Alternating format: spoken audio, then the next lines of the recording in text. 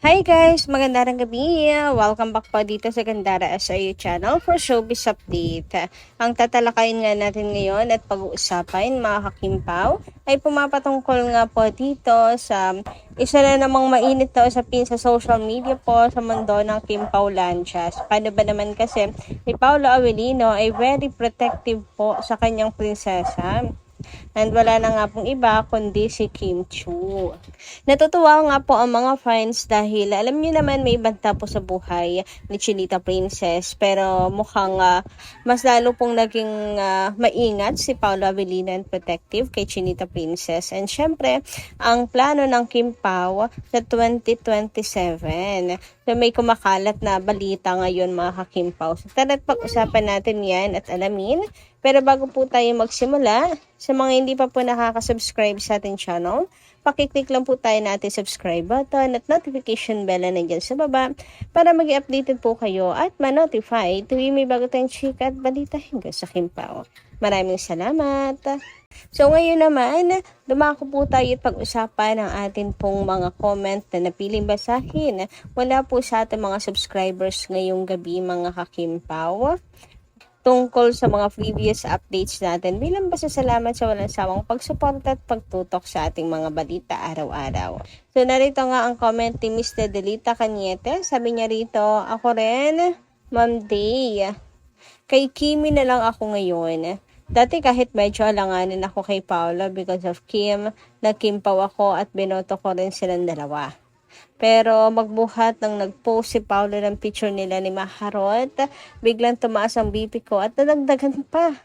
Nang may nakahuli na, si Paolo ay nakafollow sa isang sexy model. Sorry Miss Day, na ilabas ko ang sama ng loob ko na hanggang ngayon, kahit sinabi na ninyo na in-unfollow na agad ni Paolo dahil na-booking na, nandoon na ang pilat sa ginawa niya. Hindi talaga mawala sa kanya pagka-chick boy niya. Kawawa si Kim someday. And mas lalong kawawa po si Kim, Ma'am Nedelita Cañete. Kung mabilis tayong maniwala po sa mga gawa-gawang story, Ma'am Nedelita. Anong palagay niyong mararamdaman ni Kim kapag kaganyang hindi po gusto ng kanyang mga followers, hindi gusto ng kanyang mga supporters, ang taong napili po niya mga kakimpaw, ang taong nagpapasaya ngayon ng kanyang puso. 'Di ba? Masakit din 'yun para kay Chinita Princess na hindi tanggap yung taong mahal niya. Kasi unang-una, about work naman po ang pag-post ni Paolo Avellino tungkol po sa picture nilang dalawa ni Maha. Or sabihin na nating admin po mga kakimpaw na kanyang page.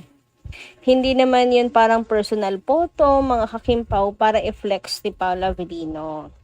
That is for Netflix and for National Friendship Day. Wala na pong iba. Tungkol pa rin sa work nila sa industriya mga kakimpaw and wala akong nakikitang mali. Pangalawa, yung sa pag-follow po sa porn star ba yun? Well, actually nakita ko din talaga. Kasi in-stalk ko yung yung account and malalaswa talaga yung mga content doon. Pero walang Paolo Avellino. Pwede naman kasi nga i-edit lang yun at palabasing naka-follow si Pau. Alam niyo naman kasi ang mga bashers, mga desperado yan na siraan si Paolo Avellino at ang Kim Pao. So anong mararamdaman na lamang ni Kimi na kanyang mga followers, ang kanyang mga supporters? Hindi gusto ang taong nagpapatibok ng kanyang puso at ang bilis maniwala sa fake news.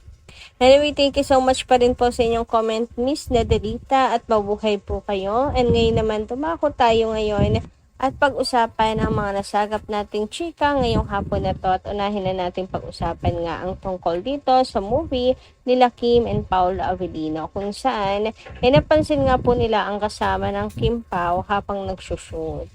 Kasi para pong may bata na parang anak nila ang peg. Di ba childless po ang tema? So bakit may anak? Sabi dito, wait lang, meron sila anak? Or anak ni Paolo sa ibang babae bago niya napangasawa si Kimi.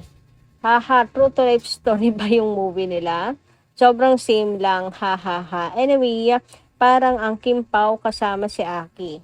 Hay, sana meron lumabas na pic na ganon in the future. Hashtag Kim Pao. Kaya nga parang true to life lang po ang peg, di ba mga ka-Kim Pao? And parang wala pang magkakasama silang tatlong picture. Kasi sa New York, silang dalawa lang yun ni Pao eh. Kumbaga binibigay ni Kim yon yung quality time nung mag-ama.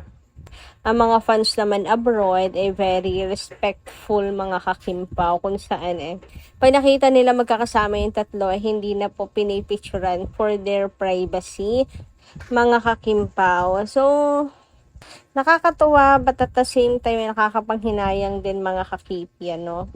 Pero dito, sa movie ng Kim Pao, mas lalo akong na-excite. Kasi nga, parang true to life lang po ang peg. Kung sakaling ang may anak si Paolo sa iba, nang makilala niya si Kimi dito. Anyway, ngayon pala ang dami na agad mga katanungan, mga ka-Kim Pao, sa movie ng dalawa. Kaya mas lalo pong nakaka-excite at nakakainip. Kung pwede lang po nahilahin na agad ang kalendaryo, di ba mga ka-Kim Pao? So, yan ang aabangan po natin. Mukhang maganda talaga tong movie ni Kim and Paolo Avellino. And super bagay sa kanila ng kanilang mga roles. Sabi ko nga ganitong roles ang gusto ko kina Kim and Paolo. Yung mag-asawa sila, mga ka-Kim Pao. Kasi parang dyan na rin naman patungo ang relasyon nila Kim and Paolo eh. Hindi na sila bagay ba sa pa-sweet-sweetan mga ka-Kim Pao, ganyan. Nandito na talaga sila sa era of their life kung saan mag-asawa na po ang papel mga ka-Kim Pao. Tingnan niyo yung look dito nila Kim and Paolo Avellino. Very matured, di ba mga ka-Kim Pao? And talagang andun yung dedication nila sa kanilang craft. Makikita mo dito ang husay nila Kim and Paolo Avellino. Sabi nga ni Kim, isa daw pong alamat dapat yun pero poon ang nabanggit niya. Kasi pagdating sa character, si Paolo Avellino, todo bigay talaga yan. Kung kailangan mataba, kung kailangan payat, ginagawa niya yun. And ngayon naman, ayan, need po ng father figure, father aura, at binigay po yan ni Paolo at ganun din si Kim. Samantala, next topic naman tayo ngayon mga ka-Kim Pao. Ito po isa sa mainit na pinag-uusapan ngayon sa social media kasi meron nga pong post kung saan nakasaad nga po doon na si Paolo Avellino ay lagi pong nakabantay sa dressing room ni Chinita Princess. Sabi nga dito, usap-usapan na naman sila Kim Chiu at Paolo Avellino matapos muling balikan ang kwento tungkol sa pagbisita ni Paolo sa dressing room ni Kim. Kinumpirma noon ni Kim na dumaan nga ang aktor sa kanyang dressing room, bagay na agad na nagpakilig sa Kim Pao fans. Ganun kasi talaga si Paolo Avellino, di ba mga ka-Kim Pao? May work siya. So, nung natapos na, sa halip na umuwi mag-isa, syempre, sabihin na silang dalawa ni Kim. Ando na yon pagiging hobby duty niya agad-agad mga ka-Kim Pao, di ba? Syempre, sabay na dun yung pag-asundo, yung paghintay niya kay Kimi, mga ka-Kim Pao, since ando na lang rin naman nga. And ngayon, ganun pa rin naman daw po ang ginagawa ni Paolo Avellino. Still, tumatambay pa rin sa dressing room ni Chinita Princess, lalo na ngayon na meron nga po nagbanta sa buhay ni Kimi. Kaya doble po ang seguridad at pagbabantay ni Paolo kay Kim.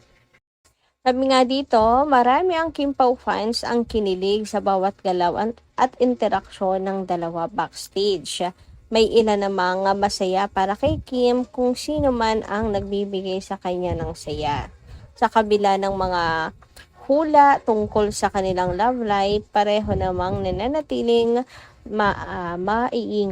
maiingat sina Kim at Paolo Avellino sa pagsagot ng estado ng kanilang relasyon. Let's just enjoy the journey ayon kay Kim. Anyway, ako super contented na sa ganito mga ka-Kim Pao. At least nakikita ko yung care, at least nakikita ko yung pagmamahalan ng dalawa. And yun yung pinaka-importante sa lahat. Kesa naman nga mga ka-Kim Pao sa open nga ang relasyon. Pero makikita mo naman ang mga kalokohan, ang pagtatraidor, ang pagiging bossy, mga ka-Kim Pao. Yung pinaka-Kim and Paolo walang ganun. Walang bossy-bossy. Although tawag ni Kim kay Pao is boss, pero wala pong boses sa relasyon nilang dalawa. Kaya mas okay na ako doon na wala man po sinasabi ang Kim Pao tungkol sa kanilang relasyon. Pero visible po ang kanilang pagmamahalan. Kaysa nga dun sa open ang relationship. Pero napaka-toxic naman. 'Di ba mga ka-Kim Pao? Anyway, meron naman tayo mga balibalita na nasasagap ngayon kung saan mainit na pinag-uusapan ng Kim Pao Lanchas na meron na nga daw pong plano sa 2027 sila Kim and Paula Avellino or next year mga ka-Kim Pao. So ano kaya yun mga ka-KP? Grand wedding na ba yan? Or meron pong malaking pinaghahandaan ang Kim Pao? Baka part 2 ng world tour. Pwede rin naman. Basta malaking balita mga ka-Kim Pao at may pinaghahandaan na daw sina Kim and Paolo. Pero kung sakali man, 'di ba? Na pagsisettle down na 'yan, I hope mga ka-KP na lumaylo na muna sila sa showbiz. Focus muna sila sa kanilang business, mga ka-Kim Pao, palaguin pa ang kanilang business. Pero magbabalik din naman. Lay low lang, kumbaga, mga ka-KP. Tamang endorsement na lang muna si Kimi, ganon. Para makapagpahinga muna sila Kim and Paula Avellino. Kasi ilang taon na rin po silang super busy, di ba mga Kim Pao? Yun kung sakaling gustuhin nga ng Kim Pao na mag-settle down. Pero nasa kanila pa rin naman kasi yan kung gusto nilang iwan ang showbiz. Kasi parang malabo na mangyari mga Kim Pao kasi nga mahal nila ang kanila pong trabaho. Ganun pa man, ang maging desisyon ng dalawa, yung suporta ko laging nandoon at never pong mababawasan ang pagmamahal sa bawat isa sa kanila. Hindi ako more Kim, hindi ako more Pao. I'm Kim Pao 100%. So yun lang po muna ating update. Maraming salamat po sa inyong pakikinigan. Kita kasi po muli sa mga susunod nating chika. Maraming salamat. Ingat po palagi.